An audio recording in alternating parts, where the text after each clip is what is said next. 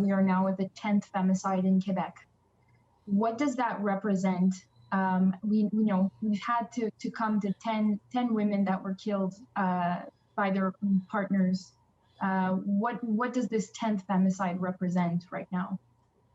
Well, for one thing, we are now 4 months into the year, almost at the same number of feminicides that we had for the whole of 2020. So it's, I don't think I'd say it's extremely worrying.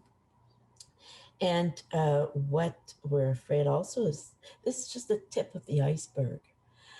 This is, we're talking about 10 feminicides, but how many women are in the grips of domestic violence? We know we've had in the news some women who had to be hospitalized because of being hit or other physical violence. But there's also the whole area of non-physical violence that does as much damage. So, like I said, it's an enormous iceberg, and we only see the tip of it right now.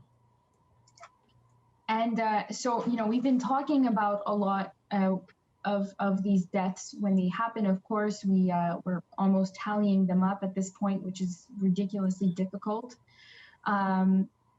So we've been talking a lot about it. We've had a lot of protests, marches. What do you think has to be done? Do you think men are hearing this, or is the message not coming across? What do you think has to be done for men to be hearing this cry for help? I think more and more men are hearing it. We're seeing it. We're seeing men joining in the protests. We've seen on the social media men speaking out. Do we need to reach more men? Yes, because those speaking out are probably not those who would use violence against women.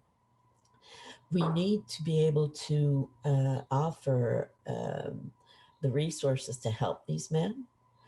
We need to change the way society sees women still today as objects, as possessions. We also need to be able to allow these women to leave these relationships. And right now, with the a lack of available and affordable housing, that's a big problem. And we need to be able to recognize domestic violence. Again, in this last case, you had friends and neighbors saying, we never saw anything. We didn't see the police at the house. Because no, the domestic violence is a spectrum of different forms of violence, and many of them are very subtle.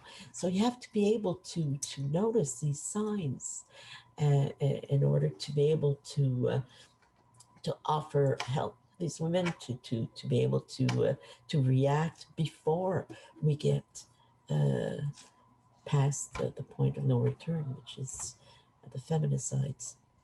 So can you maybe give a few tips of what can be considered a subtle, that might be difficult to notice if people are not informed of this? Maybe now it would be a good idea to start looking.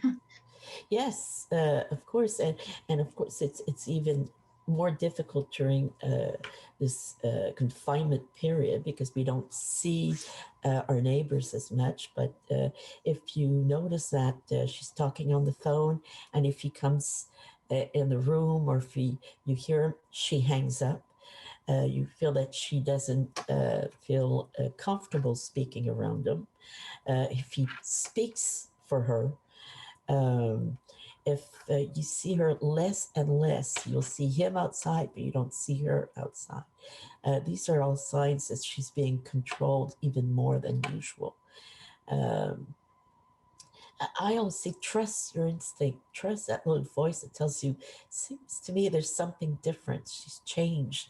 She doesn't dress the way she used to. She doesn't seem as happy as she used to. She's hiding herself more. So these are signs that it can indicate that something's going on. And what do you think it's going to take for the government to react, for people to react? What is it going to take at this point? I would have said quite a long time ago that we had reached a point where you would expect the government to react. They keep promising, whereas we're really hoping that they will stop promising and do something um, concrete. We have the tools, we have the recommendations from the two last reports. The government has said, Mrs. Guilbeault has said that they were going to implement those. When? When are they going to do? This is what we need to.